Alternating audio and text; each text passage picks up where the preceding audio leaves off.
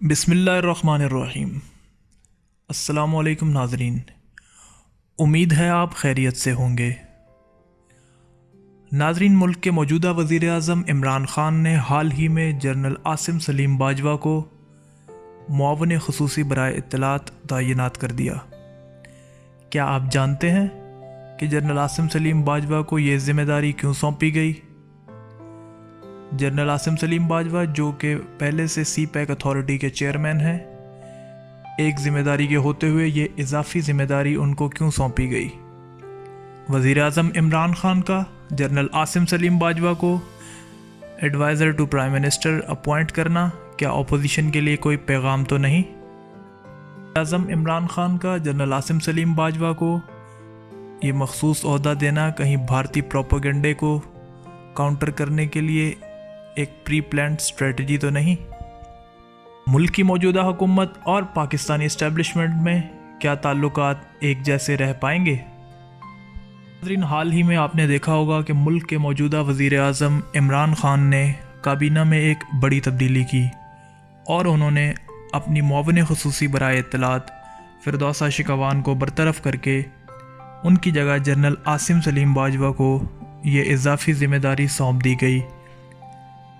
शुरू में उनकी अपॉइंटमेंट पे कई लोगों ने हैरत का इजहार किया, क्योंकि जनरल आसिम सलीम बाजवा पहले ही से सी पैक अथॉरिटी के चेयरमैन थे, तो बहुत से लोगों का ख्याल था उनको ये इजाफ़ी ज़िम्मेदारी सौंपने की नौबत क्यों पेश आई। उसकी नौबत इसलिए पेश आई कि जनरल आसिम सलीम बाजवा ISPR जैसे एक बड़े इदारे को बहुत ही कामयाबी से चला चुके थे और वो इस फील्ड का एक वसी तजर्बा रखते थे। हम सब इस बात से वाकिफ़ हैं कि ISPR का इदारा आज से 20 साल पहले इतना फ़ाल नहीं हुआ करता था जितना कि आज है। इसका क्रेडिट भी जनरल आसिम सलीम बाजवा को जाता है।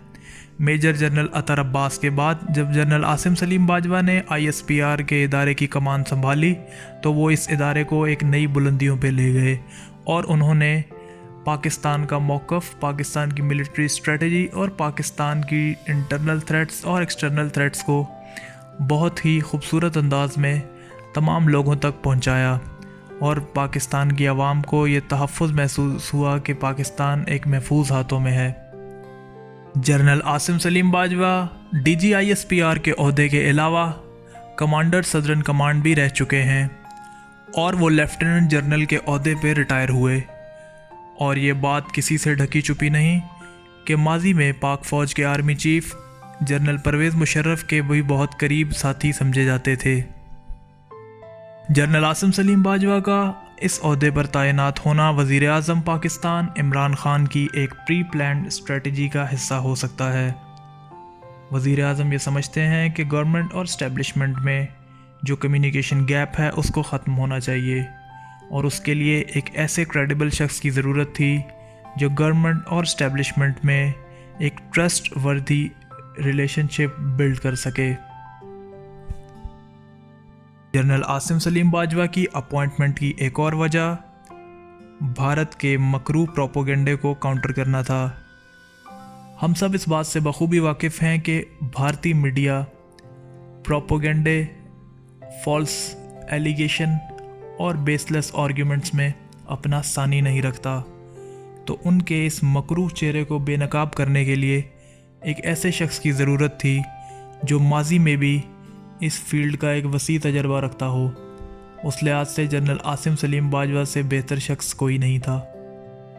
नाजरीन, हम सब बखूबी इस बात से वाकिफ़ हैं कि मुल्क के मौजूदा वज़ीर आज़म इमरान ख़ान ने ख़ुद को एम्बेसडर ऑफ कश्मीर यानी सफ़ीर कश्मीर डिक्लेयर किया हुआ है और वो कश्मीर का मुकदमा पूरी दुनिया में लड़ रहे हैं ताकि कश्मीरियों को उनका हक़ खुद इरादियत मिल सके। तो इस सूरत हाल में एक ऐसे शख्स की ज़रूरत थी जो हर फ्रंट पे कश्मीर इशू को हाईलाइट कर सके ताकि इंटरनेशनल कम्युनिटी में अवेयरनेस क्रिएट हो और वो कश्मीर इशू को रिज़ॉल्व करने के लिए भारतीय हुकूमत पर प्रेशर बरकरार रख सकें। नाजरीन, जैसा कि आप बखूबी वाकिफ़ हैं कि मुल्क की मौजूदा अपोजिशन पार्टी के सरबराह नवाज़ शरीफ साहब माजी में सिविलियन सुपरमेसी का राग अलापते रहे हैं, तो इस इम्कान को रद्द नहीं किया जा सकता कि वो इस अपॉइंटमेंट को भी कंट्रोवर्शियल बनाने की कोशिश करेंगे। لیکن وزیر اعظم عمران خان کی ارادوں سے یہی لگتا ہے کہ جنرل عاصم سلیم باجوہ بیک وقت 2 ذمہ داریاں نبھائیں گے۔ وہ چیئرمین سی پیک اتھارٹی کے عہدے پر بھی تعینات رہیں گے اور as a adviser to prime minister بھی اپنی خدمات سر انجام دیتے رہیں گے۔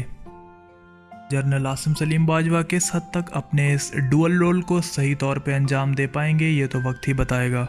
ویڈیو کو آخر تک دیکھنے کا شکریہ۔ مزید معلومات اور نئی ویڈیوز کے لیے چینل کو سبسکرائب کرنا مت بھولیے گا۔ اللہ حافظ۔